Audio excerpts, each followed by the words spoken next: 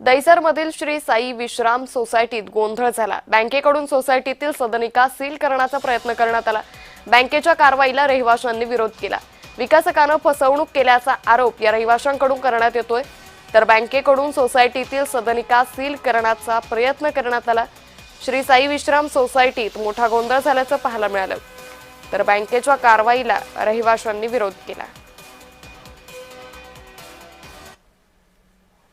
NOC दिलेली आहे, provisional NOC म्हणून बँक ऑफ बडोदानी।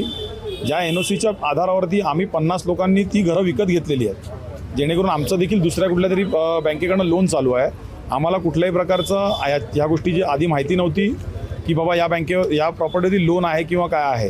तरी देखील आम्ही त्या प्रॉपर्टीज जेव्हा लोन घेतलं, जसं की माझं स्वतःचं वैयक्तिक लोन HDFC बँकेतनं चालू आहे, तर माझं म्हणणं एवढंच आहे, जर HDFC बँकेतनं माझं लोन चालू आहे तर HDFC बँकच्या स्क्रुटिनीमध्ये देखील बँक ऑफ बडोदा कुठेही उल्लेख नव्हता। याचा अर्थ कुठेतरी बिल्डरनी, बँक ऑफ बडोदानी दोघांनी मिळून हा एकंदरीत फ्रॉड केलेला आहे।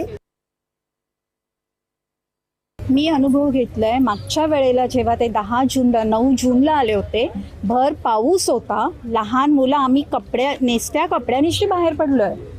खूप वाईट अनुभव होता आणि ह्या BOB वाल्यांना जराही माणुसकी नाहीये। सो त्यांना त्यांचं आणि बिल्डरचं जे काय आहे ते त्यांनी सॉल्व करावं। आम्ही प्रामाणिक सामान्य लोकांना हे का वेटीस धरतायत आम्हाला माहीत नाही। त्याची चौकशी करा सगळ्यांनी, ज्यांना शक्य आहे त्यांनी। आणि हे BOB वाले फ्रॉड आहेत।